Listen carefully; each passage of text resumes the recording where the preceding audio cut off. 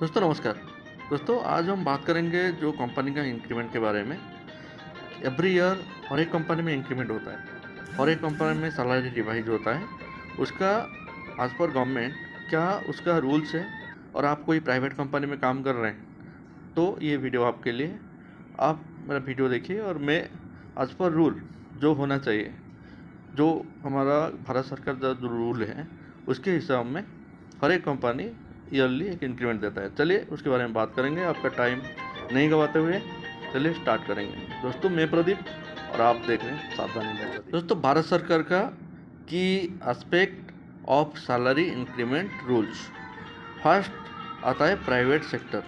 जो भी private company में काम कर रहे हैं, गवर्नमेंट में नहीं है प्राइवेट में, तो उसका क्या रूल है। दोस्तों increment are discretionary based on performance. आपका जो परफॉर्मेंस है ईयरली, जैसे कि March two April, April to अप्रैल जो परफॉर्मेंस है वो परफॉर्मेंस के ऊपर आपका सैलरी का इंक्रीमेंट होता है। मार्केट ट्रेंड्स, मार्केट का जो ट्रेंड है जिस मार्केट के ऊपर, जैसे कि कोई कंपनी में मतलब उसका ट्रेंड ज़्यादा है तो उसको ज़्यादा प्रॉफिट आता है कंपनी में, तो इसके वजह से वो इंक्रीमेंट आपका रेट हाई हो सकता है। और जिस कंपनी का प्रॉफिट बहुत लेस मार्जिन में होता है उसका इंक्रीमेंट बहुत लेस हो सकता है। एंड कंपनी प्रॉफिटेबिलिटी में जो आपको बताया, कंपनी का प्रॉफिट के ऊपर डिपेंड करता है। ईयरली जो फाइनेंशियल ईयर होता है अप्रैल टू मार्च, उसके अंदर में उसका परफॉर्मेंस कैसे है और उसका प्रॉफिटेबिलिटी कैसे है, उसके ऊपर आपका इंक्रीमेंट और आपका जो सैलरी का जो रिवाइज वो डिपेंड्स करता है। If a hike is promised in the appointment letter, जब आप अपॉइंटमेंट लेटर मिलता है, जैसे कि मैं आपको लास्ट वीडियो में बताया था, अपॉइंटमेंट लेटर देना हर एक कंपनी के लिए अनिवार्य है। वो अपॉइंटमेंट लेटर आप देखिए, आपका अपॉइंटमेंट लेटर में कुछ प्रॉमिस किया गया है कि every year you have get 8% या 7% इंक्रीमेंट, तो कंपनी उसका प्रॉफिट होने दीजिए और उसका लॉस होने दीजिए, मगर कंपनी आपको वो पेमेंट करना ही पड़ेगा।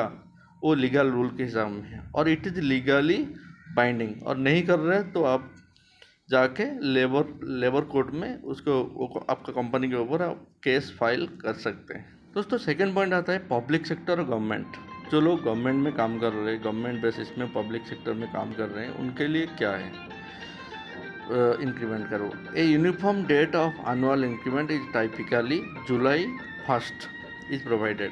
जो गवर्नमेंट सेक्टर में काम कर रहे हैं उनका जो एनुअली जो इंक्रीमेंट जुलाई 1 में ही प्रोवाइड किया जाता है, provided employees have completed 6 month of service in the revise पे। लास्ट ईयर का पे में मिनिमम 6 मंथ काम करना चाहिए। अब 6 मंथ काम किए तो आपके लिए, आप उसके लिए एलिजिबल है, और पे स्ट्रक्चर के हिसाब में आप 6 मंथ काम करना अनिवार्य होता है।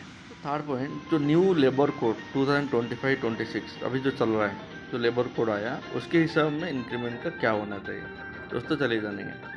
New regulation such as the code on wages, जो कोड ऑन वेजेस आया है, requires that an employ basic salary construction at least 50% of the total CTC। उसका जो CTC, तो CTC उसका जो बेसिक सैलरी में 50% होना चाहिए, अनिवार्य है। CTC का मतलब क्या होता है? CTC मीन्स ईयरली आपको एक अमाउंट फिक्स किया जाता है, आपको अलाउंस कितना मिलेगा, आपका बेसिक कितना है, आपका DA कितना है और आपका हाउस रेंट कितना है, वो सब मिला के बेसिक होता है। तो बेसिक जो CTC होता है, CTC का 50% आपका बेसिक होना चाहिए। ये इसके लिए गवर्नमेंट किया है कि आपका जो PF कैलकुलेट होता है बेसिक के ऊपर और आपका CTC के ऊपर नहीं होता है, तो बेसिक आपका 50% रहेगा तो PF उसके हिसाब में आपका ज़्यादा कटेगा, और वो आपके लिए मतलब अच्छा है, जो कि 50% CTC के ऊपर आपका PF का अमाउंट भी उसके हिसाब में जाएगा। While this ensures higher retirement contribution like PF और ग्रेच्युटी, उसके लिए आपका प्रॉफिटेबल है, PF में भी प्रॉफिटेबल है और ग्रेच्युटी में प्रॉफिटेबल है। ग्रेच्युटी आपको पता होगा, एक कंपनी में आप 5 साल काम किए तो कंपनी आपको एक ग्रेच्युटी अमाउंट देता है, वो कंपनी का रूल के हिसाब में।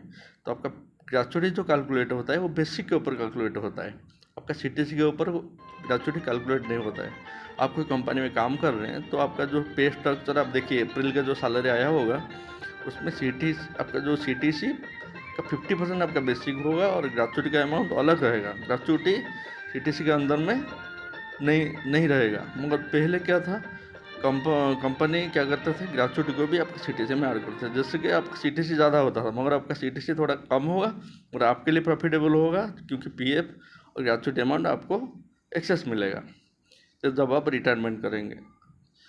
इट में result in lower take home pay, आपका जो आप पे सैलरी होता था, जो होम टेक सैलरी होता था वो लेस हो जाएगा।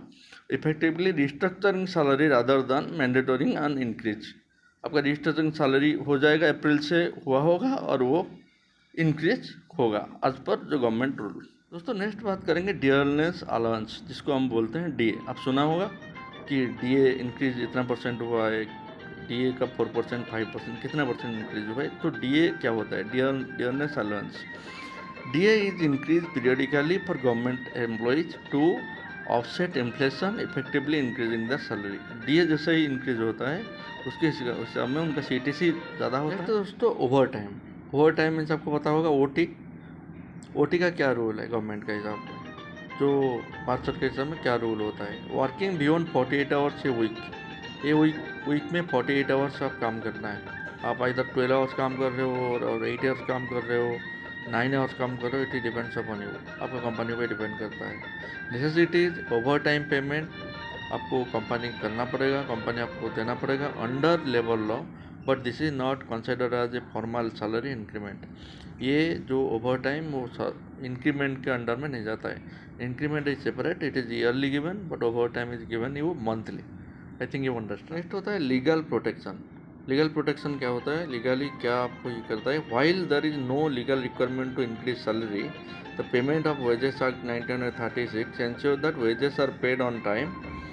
मंथली सैलरी आपको टाइम में मिलना चाहिए। Compensation adjustment must are there to agree term, जो एग्री हुआ है कंपनी आपको पेमेंट करने के लिए, आपका जो अपॉइंटमेंट लेटर है उसके हिसाब में आपको देना अनिवार्य होता है। दोस्तों in India there is no specific central law mandating annual salary increment in the private sector, इसके लिए कुछ सेपरेट रूल नहीं है। Hikes are governed by employee contacts, company policy and performance. ये डिपेंड करता है आपका परफॉर्मेंस, आपका कॉन्टैक्ट्स, आपका पॉलिसी जो है कंपनी का उसके ऊपर डिपेंड करता है। However companies must comply with the minimum wages act and ensure minimum wages revise by state government और मैंडेटरी। तो thank you for watching my video, और आप लोगों को सभी लोगों को बहुत बहुत धन्यवाद जो अभी तक मेरा वीडियो में आप बने रहे। और आपको ऐसा इन्फॉर्मेटिव वीडियो आपको जानना चाहिए और आपको नॉलेज में होना चाहिए तो ज़रूर मेरे चैनल में आप लाइक शेयर और सब्सक्राइब कीजिए और आप ज़रूर मेरा चैनल में जुड़ जाइए। और आप सभी लोगों को बाय बाय और जय हिंद।